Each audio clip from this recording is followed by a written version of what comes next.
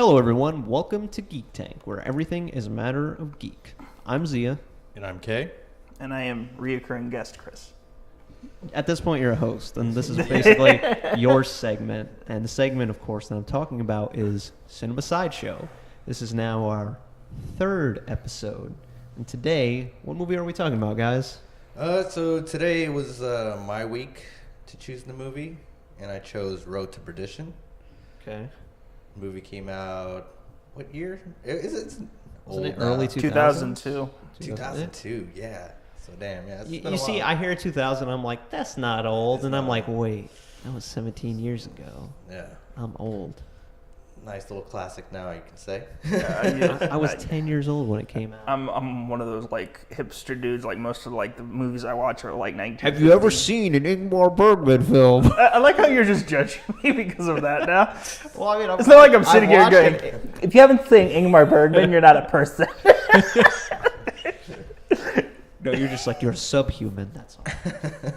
I was going to say you're a Neanderthal, but you got the point. But yeah, so we discussed in Road to Perdition. It came out in 2002. It was directed by Sam Mendes, who did American Beauty. That was his first movie that he did, American Beauty, which was critically acclaimed. I've seen it. It was strange, but it kept me watching. Mm-hmm. Have you seen it, Chris? It's one of my cinema sins. Look at this. Look at this Neanderthal here. Not Oh, wait. having watched Sam American Mendes Beauty. also did Skyfall and Spectre. Yeah. Did he? Skyfall was good. Spectre, I haven't seen yet. Oh, he I've did heard- Cabaret. What is Cabaret? I mean, like the movie. I know what Cabaret is. I don't know It's what- not a good movie. Don't watch it. So then the Doesn't writers sound were, The writers are I think, Max Allan Collins. Correctamundo. He's one of the writers. The second one was Richard something. Rayner. Rayner. Is this Road to Perdition we're talking Yeah, about? Yes. Road to Okay. Perdition. So two writers for this one. And David Self was the screenplay writer. The other two writers that I named earlier, they actually wrote it as a graphic novel, Ah. and they translated that into a movie. Honestly, I don't think I would have predicted that because, I mean, I think the movie would work well in any medium, really. Mhm. It's got a good story, but Yeah. we'll get to that. I haven't read the graphic novel, but I can kind of imagine it. There's a lot of good use of light and shadow in that movie, so like I can see that in comic book form. Yeah. It's I probably mean, really good. another movie that they translated similar, which was graphic novel, which a lot of people don't know, was History of Violence. Oh, I thought you were gonna say Sin Even City, heard of but yeah, I didn't know that was a comic. Yeah. I know the movie. Yeah.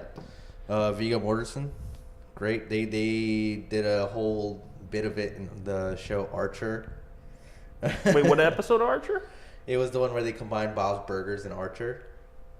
Oh, yeah. That whole diner scene is straight from History of Violence. Seriously. Yeah. I've never even heard of that movie. It's I a great haven't seen movie. either show. I feel like you, like during the Kingdom Hearts thing, it was just like, Oh, me? Well, he's saying I'm like you. Yeah, were at Kingdom Hearts Fair. It's just- I know. I'm just 'Cause I was watching it scared. go overhead. where's the joke? Where is it? Oh no, I see it. I just know. I know it's going right over. I'm just like, I'm too short. No, for me, it's just like, yeah, that Kingdom Hearts video. I was just like, no.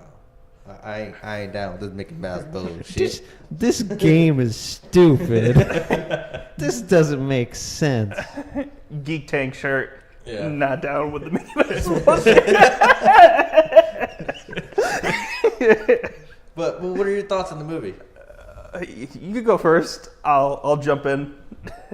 I liked it a lot. It was good.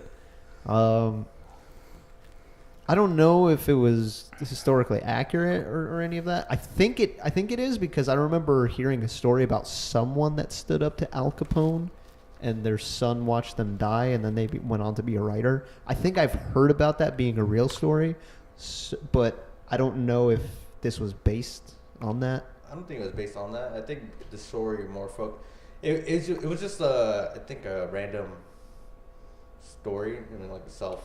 You mean totally fictional? Yeah. Historical fiction? Yeah. Okay. So, but I love the setting. I love the actors. I mean, Tom Hanks kills it. And I know you're not a big Tom Hanks person, but like... It's not that I hate him. No, From what I understand, neither one of you are Tom Hanks guys. Yeah. Like, you're not really fans I of it. just don't. I'm not one of those guys that. I'm sorry. I don't want to interrupt you, but No. I'm not like. I wasn't I'm not the biggest Forrest Gump fan, and like when everybody's like, "Oh, Forrest Gump," I just kind of get annoyed. I like Forrest Gump. I'm not like, oh my god, Forrest Gump, but I like Forrest Gump. Yeah. I'm the same way. I mean, like, I'll watch Tom Hanks movies, but I mean, I for one think he's a pretty damn good actor. No, I'm he's a not pretty good like actor. I'm not gonna like get a hard on over Tom Hanks or anything like that. But like I like Tom Hanks. Every movie I've seen with him, he's been good in. Mm-hmm. Fantastic actor. So. Yeah. What I go in? Yeah, I agree with you guys in terms of the acting. Paul Newman is just.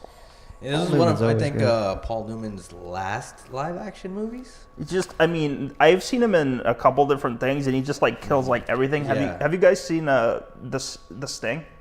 Sting, no. No. Have you seen Butch Cassidy and Sundance Kid? Yeah, of course, yeah. Okay, No. sure. The movies I've seen with Paul Newman were Cool Hand Luke and the original Longest Yard. You gotta eat the eggs, boy.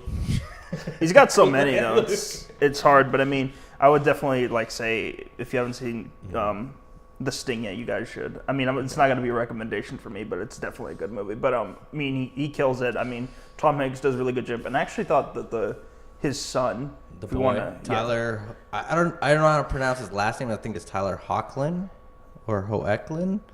But he grows up to become a handsome young person, and he becomes to be Derek on Teen Wolf, and now he's on the CW shows as Superman. I don't know. We're talking about the kid that played Tom Hanks' son in Road to Perdition. Yeah. Daniel Craig. I mean, he wasn't in the movie long enough for me to like form an opinion on him. I think he was good for the role that they chose. Oh yeah, I mean, to see. Sorry to interrupt. No, go ahead, man. Go ahead. To see him, because like this was pre-Bond. This movie of that Daniel Craig is in. Well, this was before he really proliferated as an actor. Yeah. So he was just like the moment you see him on screen, you just hate the guy. Yeah. Speaking of which, spoilers. I didn't hate him when he first showed up on screen because I was still thinking, oh, this is James Bond. It didn't sink into later that, oh, this is a douchebag.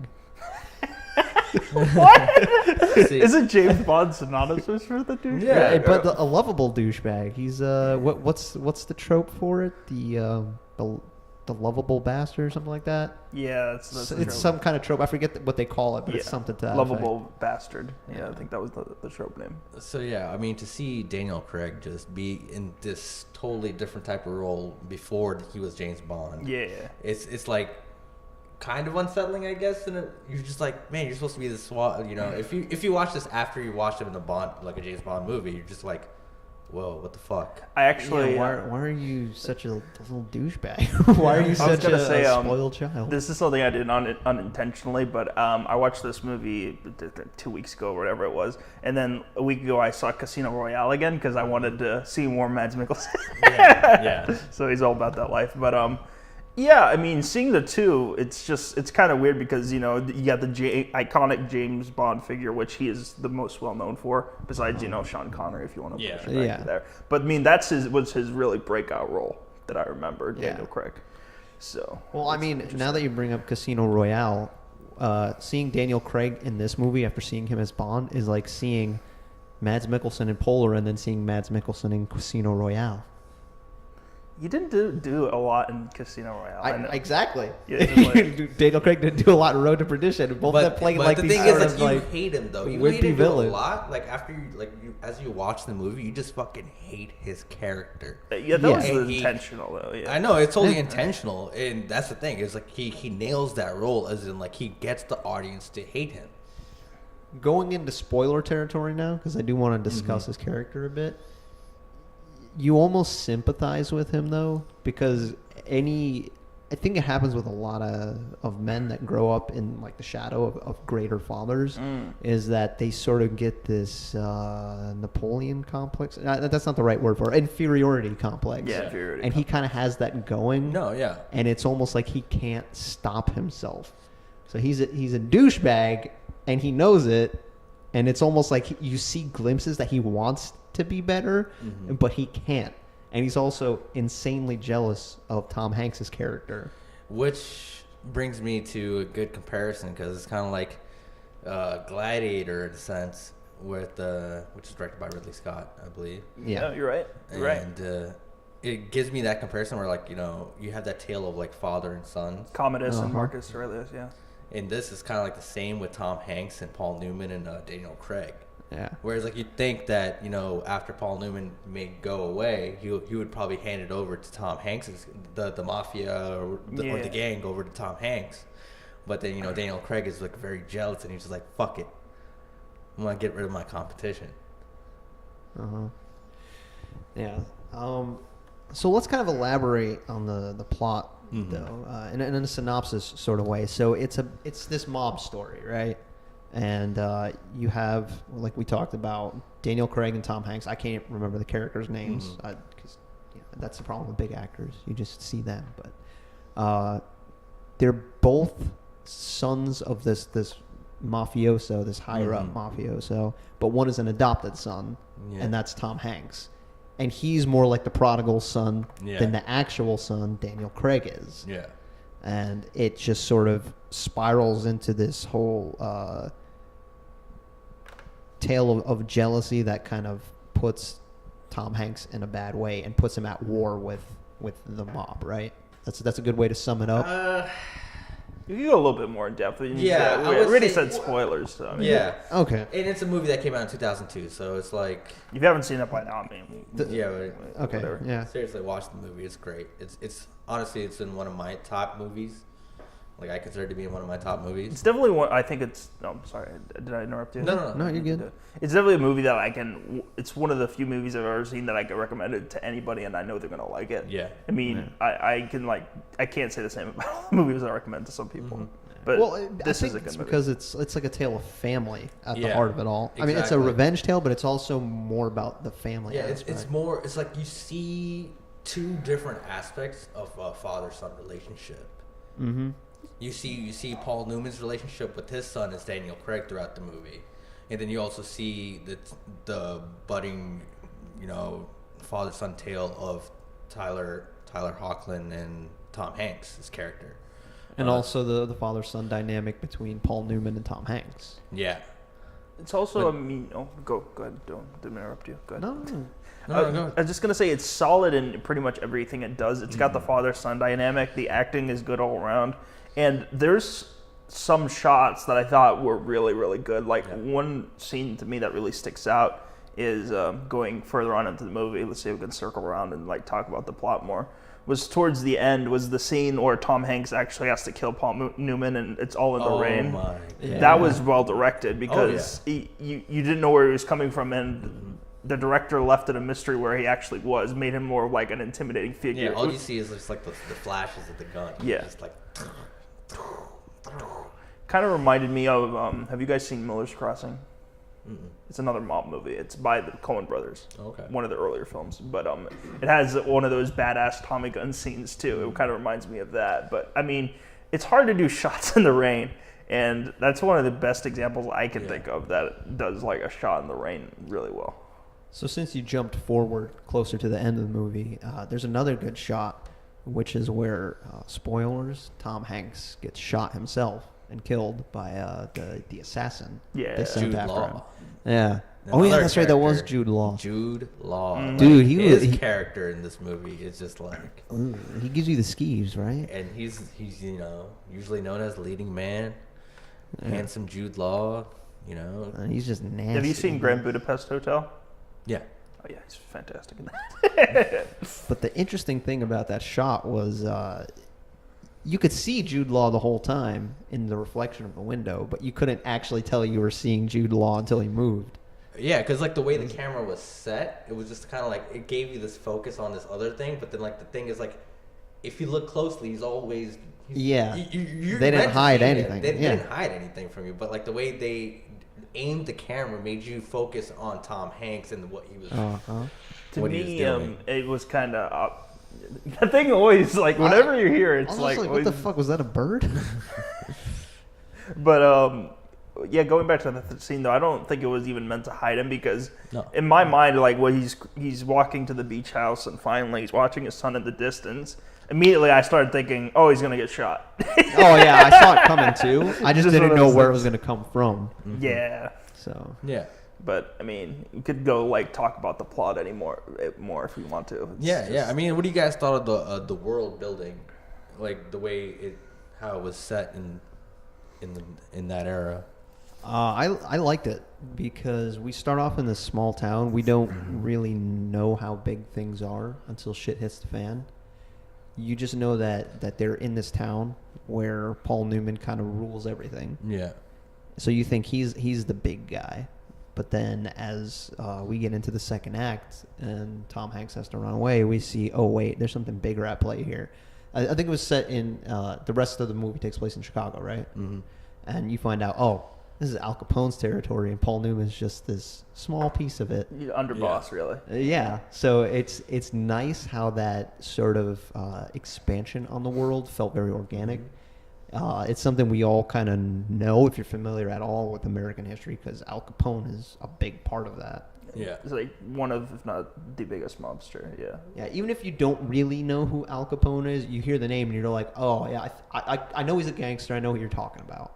Yeah, so like Al Capone is the term for the mafia. If you like pay attention to mafia things, Al Capone is the capo de capi, which means the boss of all bosses. And in this movie, Paul Newman's character is a capo. He's just a boss. He's not like that next level of boss. He's just the boss. And it's also nice that they set Tom Hanks up as this sort of boogeyman. He's kind of like a more realistic version of John Wick for the mafia. That's what I really liked about this movie. Like, if you look at other mob movies, they try to make it like with all like the turf wars and the families fighting each other. Like, think about Godfather. Yeah. And it's all about those. Yeah, I'm sorry to interrupt. Like, no, go ahead, man. This was just kind of like it just focused on Tom Hanks' family. Yeah. And it was like it just gave you that aspect. Like, you kind of know like the way the mafia is running and all that stuff, but it was more focused on like, okay, Tom Hanks's role in this gang. And I take this movie to heart and stuff, because like the way Tom Hanks has to do the things that he has to do for the gang. And then he just comes home, he's taking off his clothes, and it's just kind of like, you see this family dynamic at the beginning. You're just kind of like, whoa, like we've all had that experience with our fathers, I'm pretty sure. Yeah. Like, you see them come home from work, they take off their clothes, yada, yada. Like, you're just looking in curiosity, like, what does my dad do? Or, I want to know more about him. Yeah. And you see that well portrayed with the child actress as well. As, they're finding out, like, oh, Tom Hanks has a gun, like, and them telling this story, like, oh, he works for the president, and he does missions. He does missions strictly for the president. Yeah, it's actually interesting how they set that up, because they leave it kind of ambiguous. I thought it was possible he could have been a cop when he was coming home, because he's dressed in a suit. That's like a detective kind of thing. He's got his gun in the holster in his jacket, and he's putting it away. It seemed like a very normal family. Yeah. So it's like, oh, yeah, it's probably just a cop or something. My main thing is the funeral was when you saw. Yeah. To me, that's when it became evident. I'm like, oh. Oh, yeah. Yeah. Oh, yeah. This guy isn't law enforcement or a town man. This guy's a mobster. Exactly. Yeah. But he's like the hitman for the mob. Exactly. And he's very efficient. Yeah. Like, especially when he gets sent to that one club. Yeah. And he gets like, he's like, so are you going to check me? Yeah, the other dude it's like in such awe and fear. Yeah, the guy's like scared of him and stuff like that. Yeah. Like, I love that scene. It's like, I think you should. Yeah. Oh, yeah, that's a good idea. And then the pacing of this movie, I thought, was so well done too, because it never seemed slow. Even though there was, it's meant to be slow paced, because it tells you like the timing of the movie. It's like, I don't know much about, as Tyler Hoechlin's character, the son, when he's like, I don't, when a lot of people ask me about Tom Hanks or something Sullivan, I feel like his name was Michael something. Yeah.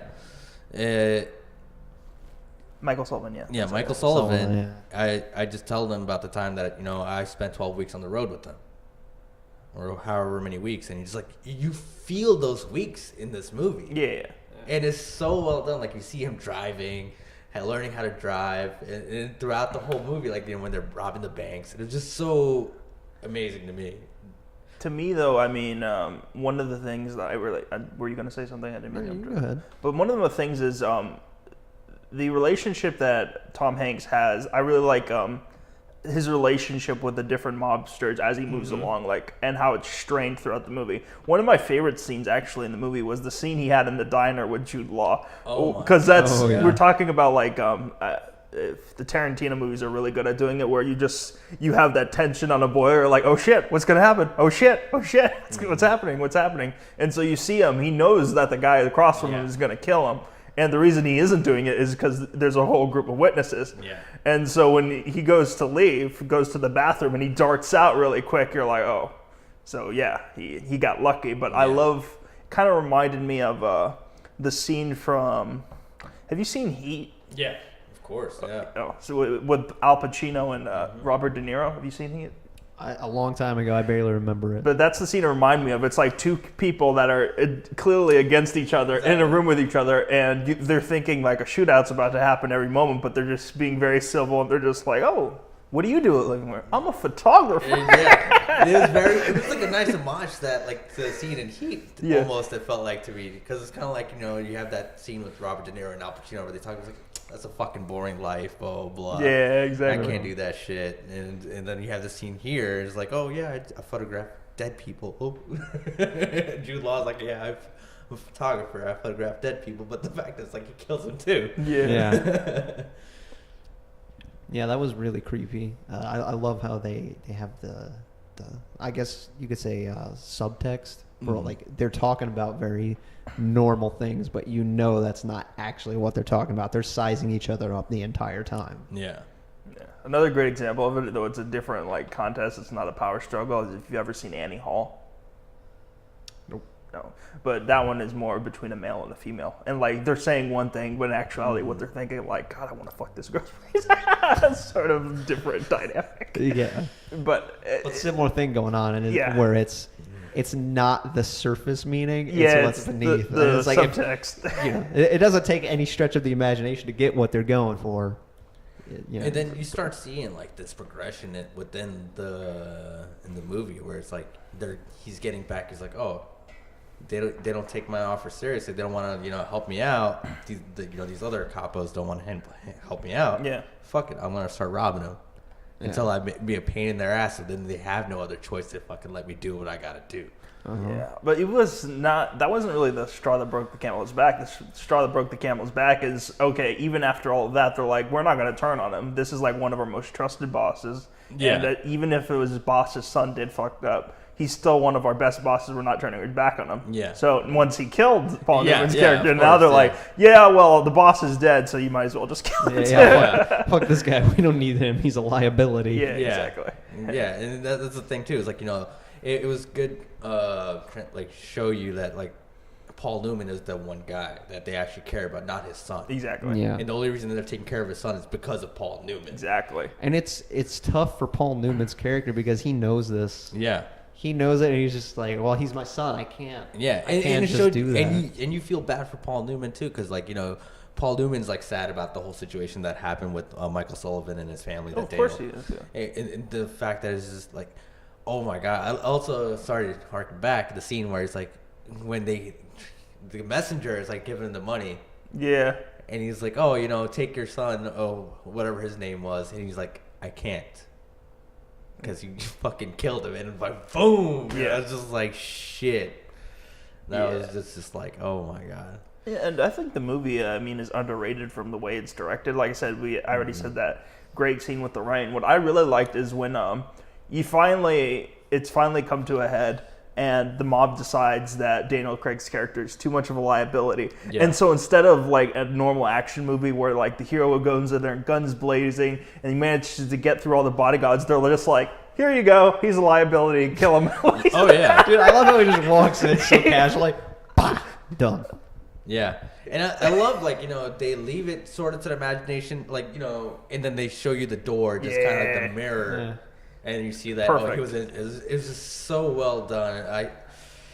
Like I said, this is why this movie is like in my top list It's just really good movie. Yeah. I mean, and like you said, I thought the pacing was just perfect. I mean, at the beginning, like the first 20 minutes, I'm like, is this going to be like one of these really slow movies? And then the pace, it wasn't brisk, it wasn't slow, it was just the right amount. It was the right amount, and it displays that time perfectly. It's just, like I said, like you feel like you're on this road trip with those characters. Yeah, and by the time I looked at it, like when we get to the point where he actually killed Daniel Craig's character, I looked down at like how many minutes of the movie I had left because I was watching it on my laptop, and it goes 117 minutes. You've watched 110 minutes. I'm like, Jesus Christ! Like half of that movie was gone. I was just so invested in it. It seemed to like pass in a blink of an eye.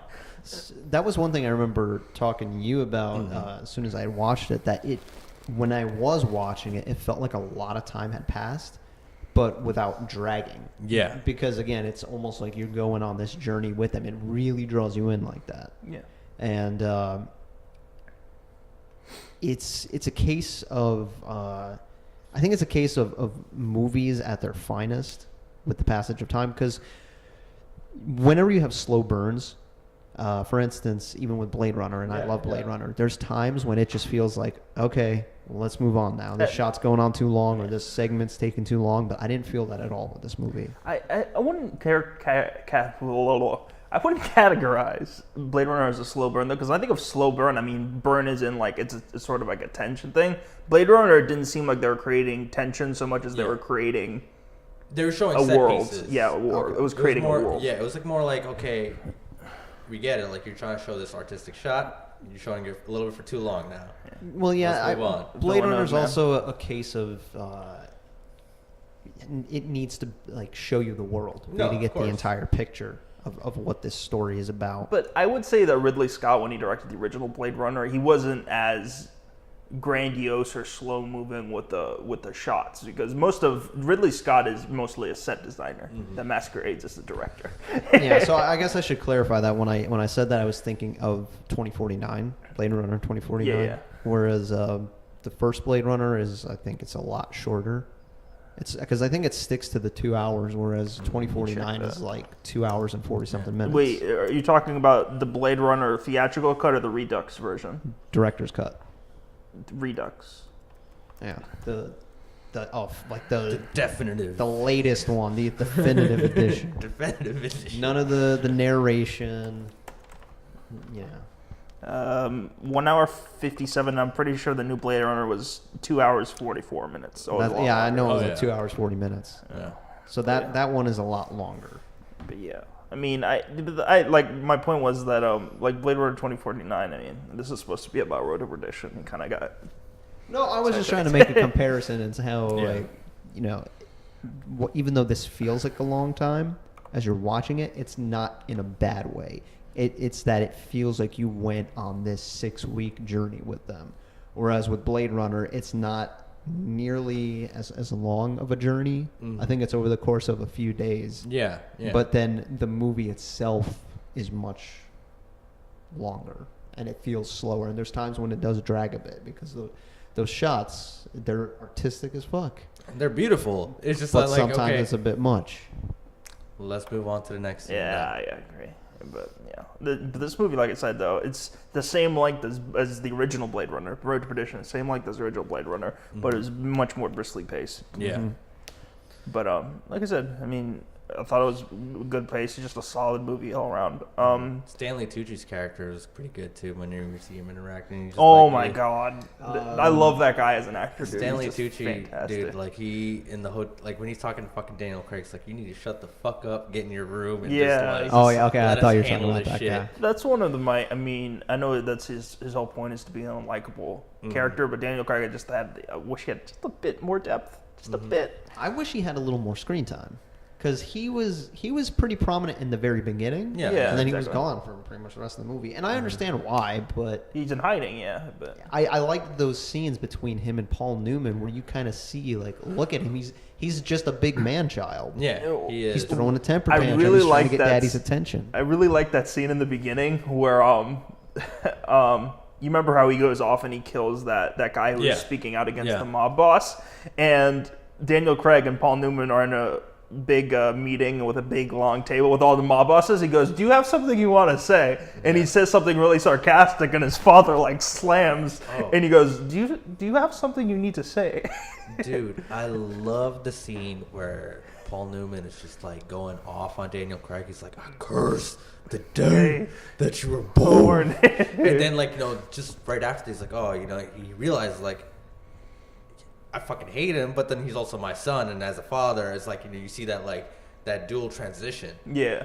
Like right within that scene, and it's just so fucking well acted, and I'm just like, Newman, even with Daniel Craig, just him, just reverting into like a childlike state in that scene. Newman's just an acting god, though. I mean, it's just what can you ask for more for the guy? Yeah.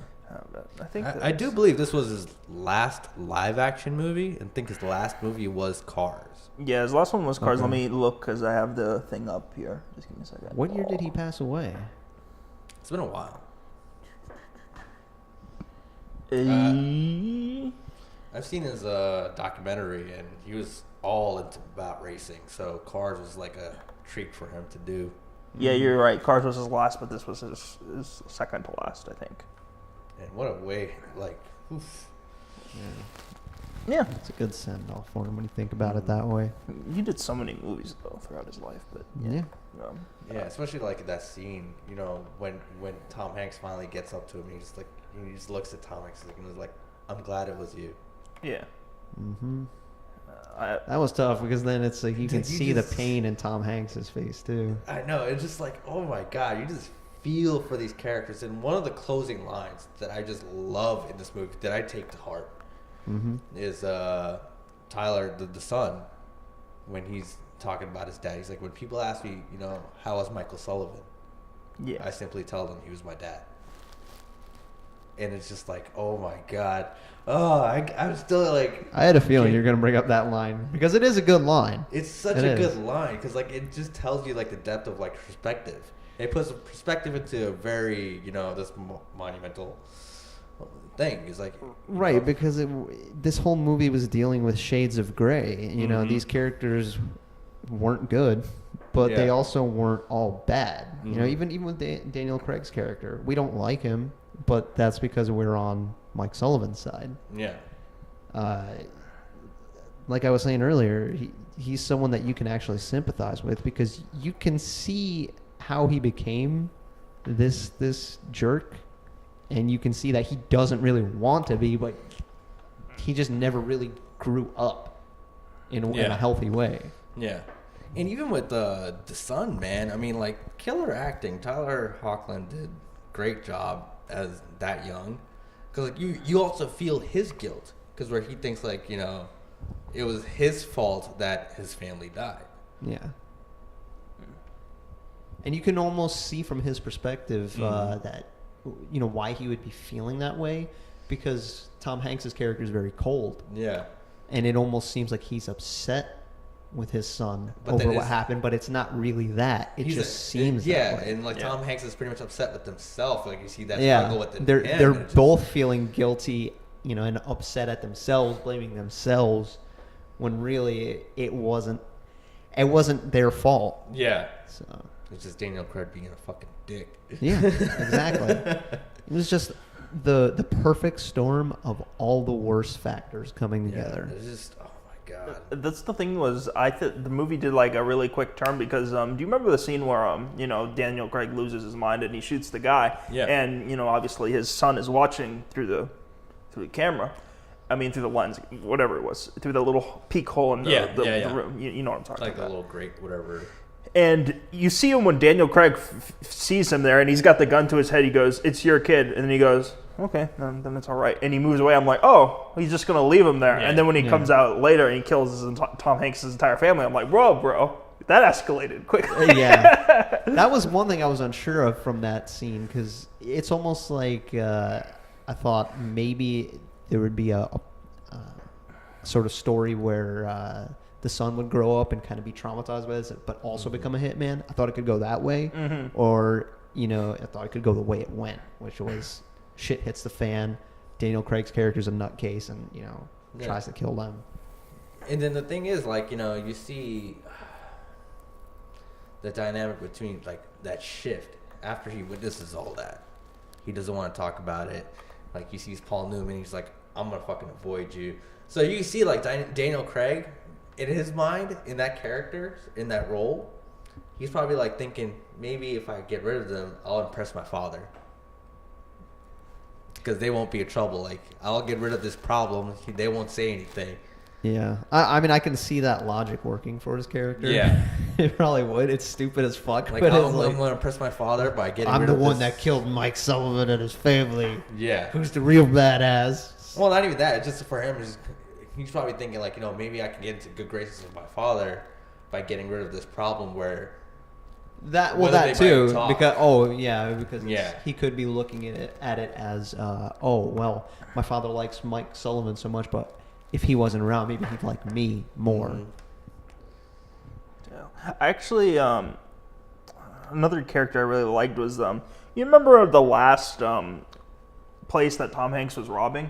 Yeah. And where he actually gets shot because his son was being a little bit careless on the outside. Yeah. The guy he meets up in the hotel room, I really liked his acting too, and I can't remember his name for the life of me.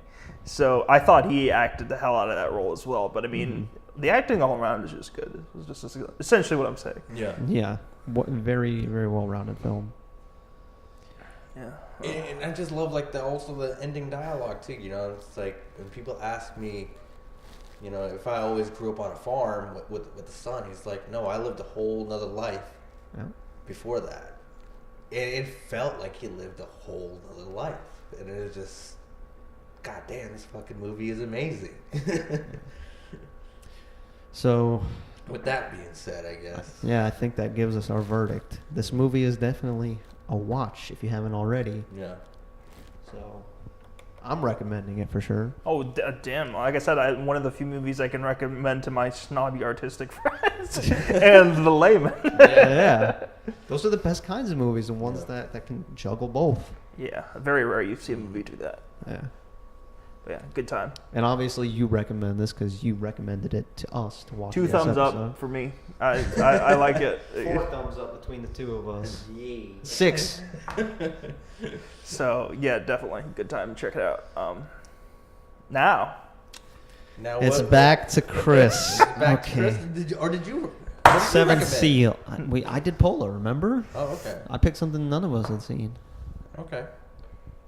witness for the prosecution. I'm not going to torture you. I'm going to pick a movie that's a little bit artistic, but I think you are going to really love it. All right, who's the Well, I director? enjoy artistic Billy Wilder. movies. So. Billy Wilder. And He did Some Like It Hot. He did Sunset Boulevard. Oh no, I know this is gonna be good because I've been wanting to watch Billy Wilder movies because I've heard that he is considered among screenwriters the best screenwriter Yes. of all time. Oh, okay. It's like you said. So as a writer, yes, I want to watch. Marlene Dietrich is in it. You probably wouldn't know her, and nobody would know. How old is this movie? It's black and white. 50s, 60s. Anything Billy Wilder, I think all of his movies are black and white. Like I said, I would be interested in hearing you guys' opinion of it because Billy Wilder, I mean, one thing is he's got a lot of good movies, but I think his two best movies or the movies that people hype up about him are not his two best movies. The movie that people hype up because a young Marilyn Monroe is in it is actually Some Like It Hot. Oh, okay. Have you heard of that movie? I've heard of it. Have you ever seen Grumpier Old Men with Jack Lemmon and Walter Matthau? Well, anyway, those two. Yeah. Okay. Well, Jack Lemmon is actually one of the main characters, Some Like It Hot, and they're pretending to be women. That way they can escape a murder charge, both of them. It's not Walter Matthau, but it's another guy. So it's Jack Lemmon, and they're pretending to be women, and they're being hit on by guys. And it's a really, really funny movie. That's great. And this is 50s, so it's not the most socially acceptable thing in the world. You dressed up like a woman before, Kay? Have you ever had that situation happen to you? No, I mean, it usually happens when I barely have any clothes on, so I didn't have that situation happening to me. The 2/3. And then his other movie, Sunset Boulevard, is a really homage to the Hollywood of the 20s and the 30s. I mean, I don't want to describe it any more than that, but it's long. It's like 2.5 hours long. But Witness for the Prosecution, a good time. It's like 100 minutes. It's not too long. All right. Yeah, I'll watch it. But the one I really want to see by Billy Wilder is Double Indemnity. I think that's the one. Another one that I think is a little bit overrated because I love Humphrey Bogart and noirs, and Double Indemnity is in the same vein. Yeah. I just don't think it's as good as Maltese Falcon or Casablanca or anything like that, or even In a Lonely Place. If you've seen Humphrey Bogart, no, nothing. All right. Anyway, so it's Witness for the Prosecution. Witness for the Prosecution. Billy Wilder film. That's Send what you we're all going to watch for the next episode, and then we're going to discuss it. And We'll see you next time. that's right. I'm Zia. I'm Chris. And I'm Kay. And this has been Geek Tank.